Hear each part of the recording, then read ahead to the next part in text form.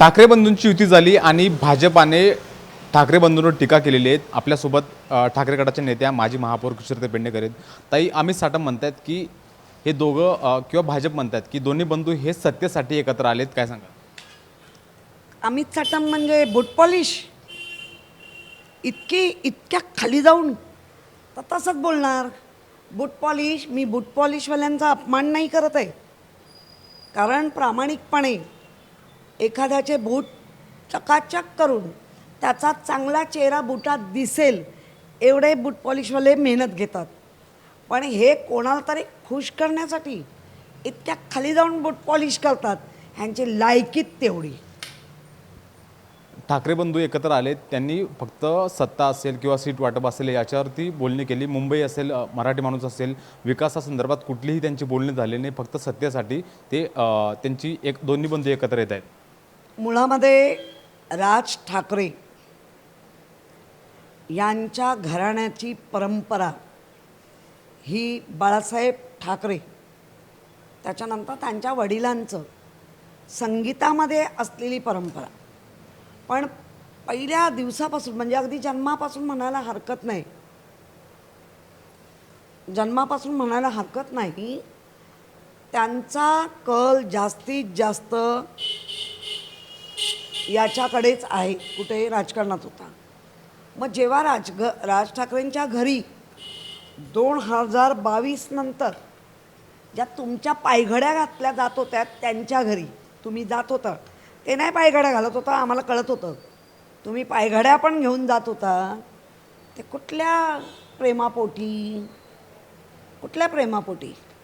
म्हणजे मनात एक आणि जनात एक असे हे जनाब आहेत। आज त्यांनी प्रेस कॉन्फरन्स घेतली, सांगितलं की मुंबईच्या विकासावरती कुठलीही बोलणी झाली नाही, मराठी माणसाचं झाले नाहीत। तुमच्या हातामध्ये पुस्तक आहे, काय सांगाल ते पुस्तक? बघा, हे पुस्तक छोट्यामध्ये आदित्य उद्धव ठाकरे साहेबांनी काढलेलं आहे। याच्यामध्ये आम्ही जे कामं केले आहेत 2022च्या 7 मार्च 2022 त्या कामांमध्ये जे 97ला आम्ही महापालिकेत आमची एंट्री झाली, पहिली महापौर आमची मला वाटतं विशाखा राऊतच बसल्या, मिलिंद वैद्य। तुटीमधला अर्थसंकल्प 650 कोटीच्या तुटीतला अर्थसंकल्प बाळासाहेबांच्या, उद्धवजींच्या आर्थिक नियोजनामुळे तो 92,000 कोटीचा ठेवीच्या रूपात आम्ही ठेवले ना। पण त्याचबरोबर ते ठेवी ठेवत असताना ज्या काही यांना आम्ही जन्म घातले, एक्झाम्पल कोस्टल रोडला केंद्राने पैसे नाही दिले। भाजप म्हणतात की कोस्टल रोड असेल आम्ही तयार केलेला आहे। नाही सांगते ना, कोस्टल रोड राज्याने दिले। भाजपला जर एवढीच खुमखुमी आहे तर पहिले महाराष्ट्रामध्ये राज्याकडे महानगरपालिकेचे जे कोट्यावधी पैसे राहिलेत ते पहिले वळते करा महापालिकेच्या तिजोरीत। म्हणजे जे आम्ही राखून ठेवले त्याच्यावर ते डल्ले मारले। आणि कोस्टल रोड हा जसा पुणा हायवे हा बाळासाहेबांचं स्वप्न, तसं कोस्टल रोड हे उद्धवजींचं स्वप्न।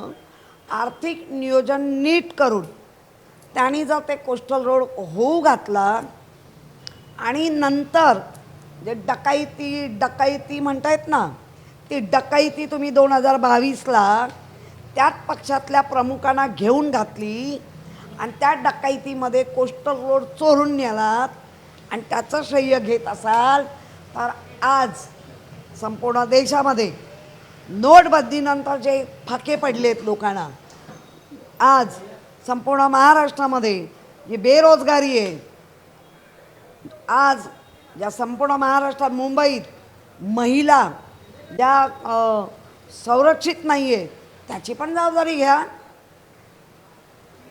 आम्ही तुमचं श्रेय घेतोय का?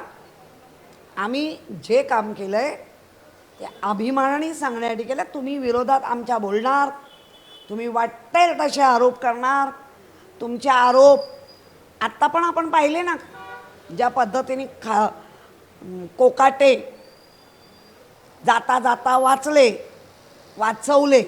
नाहीत. सुप्रीम कोर्ट आत्ता निर्णय देतं शिक्षेला स्थगिती, म्हणजे परत ग पासून न्यापर्यंत, क पासून न्यापर्यंत फाईल उघडणार. तोपर्यंत कोकाटे गेलेले असतील.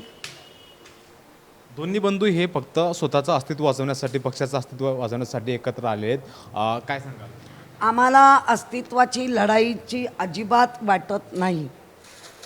जर तुम्ही अस्तित्वाची लढाई म्हणत असाल तर जम्मू काश्मीरमध्ये ज्या तिथे तर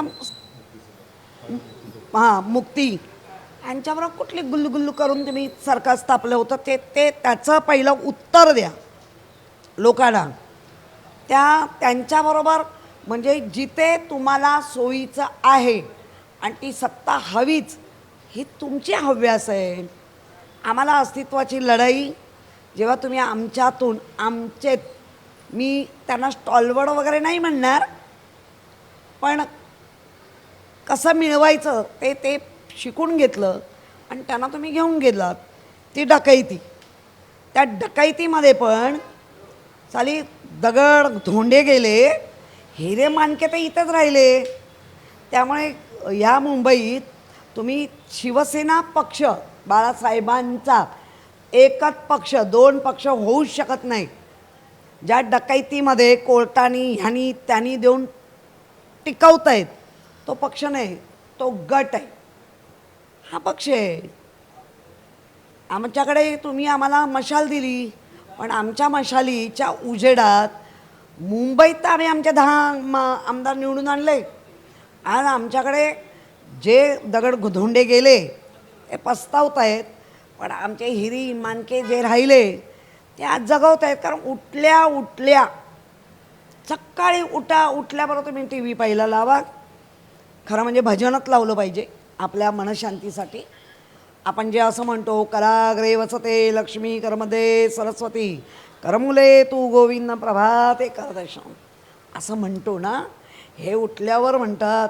उद्धवजींचं काय करायचं, कसं करायचं, कुठले आरोप करायचे हे त्यांच्या हातात आणि तोंडात लिहिलेले आहेत. मग काय नाही ना उद्धवजी, तुमच्या लेखी संपले, तुमच्या लेखी, मग कशाला नावं घेता त्यांची? त्यांचं त्यांना करू दे ना. पण ते नाव नाही घेतलं तर जे काही हे आहेत ना भॉ त्यांना वरती पक्षाला दाखवण्यासाठी कसं प्रमोशन आहे, ते जे बोलणार त्याचं प्रमोशन. आमच्याकडे ते नाही आहे. आम्ही पहिल्या दिवसापासून म्हणजे कळायला लागल्यापासून पक्षात आहोत. 1992ला पदावर आलो, 2002ला नगरसेविका झालो, मग काही वर्ष प्रवक्ता झालो. आम्हाला पगार नाहीत, उलट कधी कधी ओरडा पण मिळतो. हे पगारावरचे नोकर आहेत. ताई, सत्ता स्थापन करण्यासाठी युती गरजेची असते, युती करतात. मग तुम्ही जी युती करता ती सत्तेसाठी करतायत, आणि हे जे लोक युती करतात ते दुसऱ्या म्हणजे मराठी साठी किंवा भारतासाठी, देशासाठी करतायत. याचा अर्थ होतो का? असं याचा अर्थ का? बघा, जर आपण असंच म्हणजे लोकांना भुलवण्यासाठी, तर मला सांगावंसं वाटतंय सगळ्या मुंबईकरांना, आम्ही तुम्हाला ज्या बससेवा, ज्याला परिवहन सेवा म्हणतो, ते आम्ही तुम्हाला किलोमीटर मागे 5 रुपये, 10 रुपये, 15 आणि शेवटचा 20 रुपये एवढ्यावरच मर्यादित ठेवलं होतं. आता तुमच्या ह्याच्यामध्ये 15 रुपये, 25 रुपये, 50 रुपये, 100 रुपये कोणाच्या खिशामध्ये डकाईती करताय. ते आम्ही केलं ना. आम्ही एकही रुपया BSTला कधी भुर्दंड करू नाही दिलं. का आता माझे मुंबईकर, माझ्या मुंबई चहूबाजूने येणाऱ्या लोकांना, म्हणजे जो महाराष्ट्रात राहतो, मग तो कोणी असू दे, आम्ही विचारलं, ए बाबा बसमध्ये तू कुठल्या जातीचा, अमक्या खाली उतर, तू कुठल्या धर्माचा, तुला 5 नाही तुला 10 रुपये, असं आम्ही करून कधी राजकारण केलं? सर सकट आम्ही मुंबईकरांसाठी केलं. आज अख्ख्या जगात जर पाण्याचा रेट काढाल तुम्ही प्रति लिटर मागे, फक्त 3 रुपये 50 पैसे प्रति 1000 लिटरमध्ये म्हणते मी, जे पिण्याचं पाणी मुंबईकरांना आम्ही शुद्ध पाणी, त्या पाण्याची क्वालिटी 99.9 म्हणजे 100%च्या पण खरं म्हणजे पाहायला गेलं तर वर आहे. जे मी कधी भारताच्या बाहेर नाही गेली आहे, मला माहिती नाही. हां, मी ते पुढचं बोलते ना. पण जेव्हा हे जातात बाहेर म्हणजे भारत देश सोडून, तेव्हा खऱ्या पाण्याची किंमत ह्यांना कळते. खाण्यापेक्षा पाण्यावर खर्च होतो. मग आज आम्ही मुंबईकरांना 3 रुपये 50 पैसे एवढ्याच ह्यानी हजारो प्रति लिटर पाणी आम्ही देतो आहे ना, देत आलो ना. आणि ते पण शुद्ध. BSTचं तुम्हाला सांगितलं की ह्या BSTचे आत्ता का भाडी वाढली. 93,000 कोटीचं बजेट तुम्ही 70-72 हजार कोटीवर आणून ठेवलं. पाण्याने रस्ते धुतले आणि त्याला हजारो कोटीचे निधी जे कॉन्ट्रॅक्टर आहेत त्यांच्या माध्यमातून दिले. का नाही बोलणार. आज ज्या पद्धतीने आदित्य नेहमीच सांगतात की आमचा जो रस्ता आहे, रस्त्याचं जे जाळं आहे संपूर्ण मुंबईचं, ते 1948+ किलोमीटर आहे. तुम्ही काय सांगितलेलं की सगळे रस्ते चकाचक, एक जरी रस्ता दाखवला ना चकाचक सगळं सोडून देऊ. खड्डे करून ठेवले. 2 लाख कामं ऑलरेडी देऊन झाली, त्याचे बिलं घेऊन झाली. दोष कोणाला द्यायचा. आम्हाला. हे आम्ही केलं आहे काम. हे काम कोणी केलं 2022 ते आत्तापर्यंत ॲज ऑन टुडे कोणी केलं हे काम. त्यामुळे मला असं वाटतं जे आम्हाला म्हणतायत भ्रष्टाचार भ्रष्टाचार, मला कळतच नाही ते भ्रष्टाचाराची नक्की व्याख्या काय. कोविड काळामध्ये उद्धवजींचा चांगला चेहरा लोकांना भावला आणि लोकांसाठी भावना म्हणण्यापेक्षा त्या माणसांनी करून दाखवलं. माझ्यासारख्या बाईनी हातावरती माझा जीव घेऊन म्हणायलाच पाहिजे ना. कोविड काळात मी एक हॉस्पिटल नाही सोडलं, एक फक्त काम केलं. प्रशासन कुठल्याही कोणालाही, खरा मला काहीच अधिकार नाही, महापौर म्हणून कोणालाच अधिकार नाही, कारण तो कायदा आहे. पण त्या कायद्याच्या बाहेर जे आम्हाला बाळासाहेबांनी समाजकारण शिकवलं, ज्या आमच्या आईवडिलांनी आम्हाला जे संस्कार दिले, त्याला धरून जेव्हा कोविड काळात आम्ही आमचा चेहरा घराघरात, अरे देशात नव्हे आम्ही जगात पोचवला महानगरपालिकेचा चेहरा. किती आम्हाला अवॉर्ड मिळाले आणि ते WHO जागतिक हेल्थ त्यांनी अवॉर्ड दिले. मग ते खोटे की तुम्ही खरे, असे अवॉर्ड मिळतात का. आणि ते मिळाली म्हणून पोटदुखी झाली. आम्ही आज तुमच्या माध्यमातून मी आजही सांगते, जसं आपण म्हणतो ना, मी छत्रपती शिवाजी महाराजांची शपथ घेणार नाही. त्यांनी जो इतिहास घडवला, त्यांनी आमच्यासारख्या लेकीबाळी जिजाऊ मातेने आम्हाला घडवलं, तर आम्ही ती शपथ घेईन, संविधानाची घेईन की मी कुठलंही पाप कर्म केलं नाही. मी संविधानाची शपथ घेऊन सांगेन की मी केलं नाही. पण तुम्हाला वाटतंय तर आजही चॅलेंज आहे, बॉडी बॅगबद्दल सगळं ओपन करून आणाच. का आरोप करता. एका महिलेनी, म्हणजे ही तुमची पद्धत, महिला तर महिला, तिला पार आत्महत्येपर्यंत पोचवायचं. किशोरी पेडणेकर म्हणतात दुसऱ्याला लावीन करायला, का म्हणून मी करावी. सत्य मार्गाने चालली आहे, पुढेही चालेन आणि मी हेच बोलेन. जर तुमचे माजी मुख्यमंत्री पिपी किट घालून करत होते, याव करत होते आणि ताव करत होते, मग त्यांच्यावर नाही आरोप. त्या ठाण्यामध्ये काही नाही झालं, त्या नाशिकमध्ये काही नाही झालं, फक्त मुंबईतच घडलं. का तर ठाकरे होते. तुम्ही आज सांगता आम्हाला ज्या राज्यांमध्ये तुमची स्वतःची महानगरपालिका आहे, मी नावं सांगते ना, गोवा आहे, त्रिपुरा आहे, सिक्कीम आहे, नागालँड आहे, मिझोराम आहे, अरुणाचल प्रदेश आहे, मालदीव आहे, भूतान आहे, आयलंड आहे, या देशांच्या अधिक माझी महापालिका चांगली आहे. तुमच्या जिथे जिथे महापालिका आहेत, साधं घ्या ना नागपूर. काय झालं नागपूरमध्ये? का नाही नागपूर देशात जगात अग्रेसिव्ह आहे? तुम्ही स्टॉलवर्ड आहात ना. मग स्टॉलवर्ड नेत्यांनी नागपूर महापालिकेवर इतकं कर्ज आहे ते का नाही केलं? त्यामुळे ना खूप तळमळींनी बोलते, मी सत्य बोलते, ह्याचे पुरावे मागितले येऊ शकते. तुम्ही जेव्हा आमच्यावर आरोप करता त्यावेळेला कुठल्याही मुंबई नागरिकांनी एखाद्या उद्यानात जातात, जेव्हा ओपन पेस आम्ही तुम्हाला डेव्हलप करून देतो, का दिले? की माझ्या मुंबईकरांचा तो श्वास आहे. अनेकदा असे प्रसंग येतात, पण आम्ही त्यावेळेला त्या मुंबईकरांच्या श्वासाला जागलो आणि म्हणून तुम्ही आमचा श्वास बंद करायला येता का, हा माझा प्रश्न आहे. ताई शेलार म्हणतात की ठाकरेंचा महापौर हा खान असेल. खानांच्या पंक्तीत तुम्ही जाऊन बसायचं. मी आज सांगते, मुंबईचा महापौर हा चाळीतला असेल, वाडीतला असेल, मोहल्ल्यातला असेल. का मोहल्ल्यात मराठी नाही राहत, मोहल्ल्यात हिंदू नाही राहत, पण माझा मराठी आणि हिंदूच असेल. जर तुम्ही म्हणताय तर तुमचे उपमहापौर जे अदर भाषिक का बसवले त्यावेळेला, याचं पण उत्तर द्या. एक अजून एक प्रश्न विचारतो हिंदुत्वा संदर्भातला.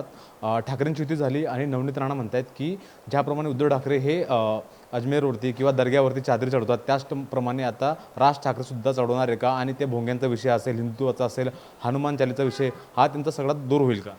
मुळात ना हात फाजीलपणा या बाईचा. अजमेरला मुसलमानच जातात असं कोणी सांगितलं? एक श्रद्धेचं स्थान आहे ते, भले ते मुसलमानांचं आहे, पण जर तिकडे सगळेच जातात, लोकांना तुम्ही कन्फ्यूज करताय, लोक होणार नाही. अजमेरला चादर चढवतो तर आम्ही साईबाबांच्या पण याच्यावर चादर चढवतो. साईबाबांनी कायम जे काय पेहराव घालायचे आणि कधी हिंदी बोलायचे कधी मराठी, मग तिथे प्रश्नचिन्ह तुम्हीच उभे केले, आम्ही नाही केले. त्यामुळे ना चादरी उश्या यांच्यावर राजकारण करू नको ग बाई, तुझा इतिहास वेगळा आहे.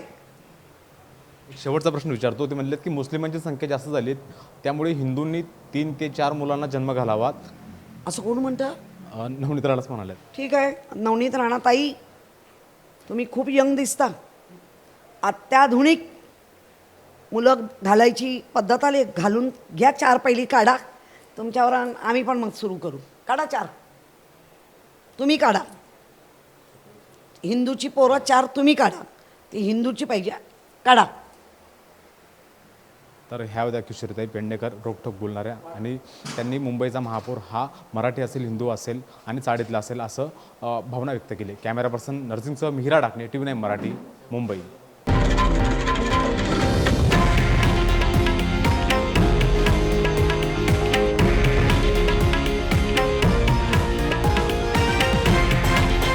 हे आहे देशातील नंबर 1 न्यूज नेटवर्क आणि आपण पाहत आहात TV9 मराठी, एकमेव.